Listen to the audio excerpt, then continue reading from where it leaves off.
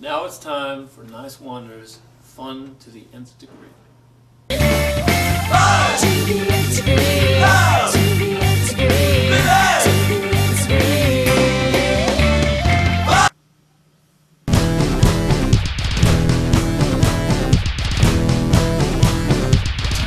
John's in the house.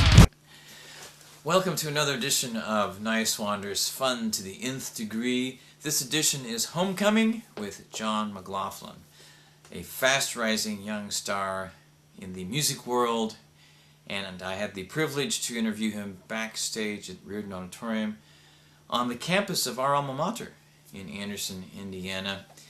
And the first part will focus on that experience of the homecoming weekend of the university and his return home, and some other surprises the week he was back in Indiana, which is the name of his debut album on Island Def Jam. He's an incredible talent and a really nice guy, not only with a lot of talent, but with a lot of heart. Let's meet John up close and personal with some other surprises as well. I hope you enjoy it. Let me know what you think. Hi, this is Niswander. I'm with John McLaughlin, and we are in Anderson, Indiana. Welcome home. Yeah, good to be home. So how does it feel to be home?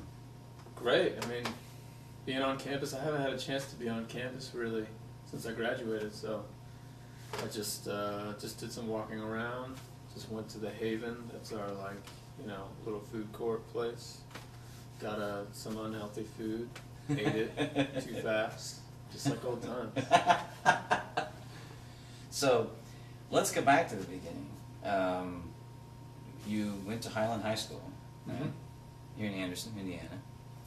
And when did you first start singing and playing the piano?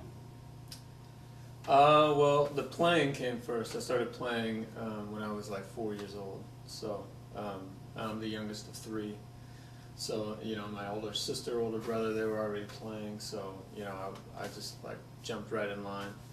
And I probably started singing, I started singing in, some choirs and stuff like that when I was a kid.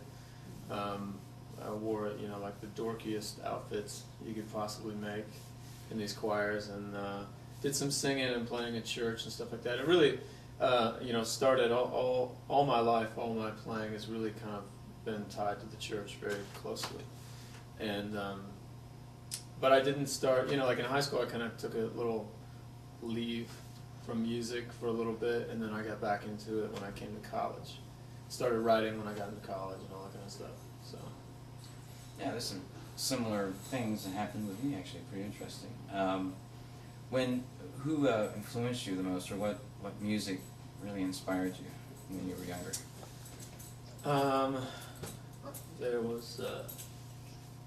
There was a time when I was in early high school, and I can remember, it was actually on campus, ironically, when I was in a friend of mine's car, and I heard Ben Folds for the first time.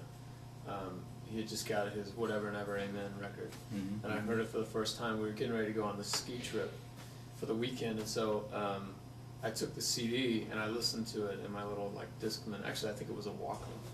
Listened to it all weekend, non-stop. I'd never heard music like that before. And I've been a huge fan of Billy Joel and obviously Elton John and Harry Connick Jr. But there was just something about Ben Folds, and his, obviously he was younger and current at that time, and so those four guys, were really a huge part of my influences, today and back then as well. And then when you came to school here in Anderson, Mm-hmm. then you were the first artist signed on Orange House, which was Right. the university's label. Right. And then from there, you started touring. I did. Correct? Yeah. I'd done a little bit of touring. I mean, very very little before that. It was my sophomore year here. They had a showcase. At the time, it was for Launch Records, was the original name.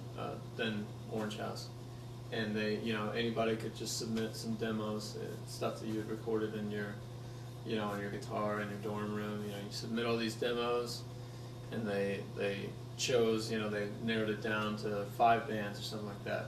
And then they had a big concert down at our little coffee shop place, and you know, and it was fun. It was all like, you know, all the same guys that we all hung out with. I mean, it's a pretty small campus, so it's these 5 bands that you know, all were great, and they chose one at the end, and then we went on and recorded a record, and then from then, you know, obviously the touring just kind of picked up and did more stuff, and then by the end, you know, by the last 2 years of college, we were out every weekend, pretty much, and you know, playing, you know, 3-4 shows a weekend. So That's awesome.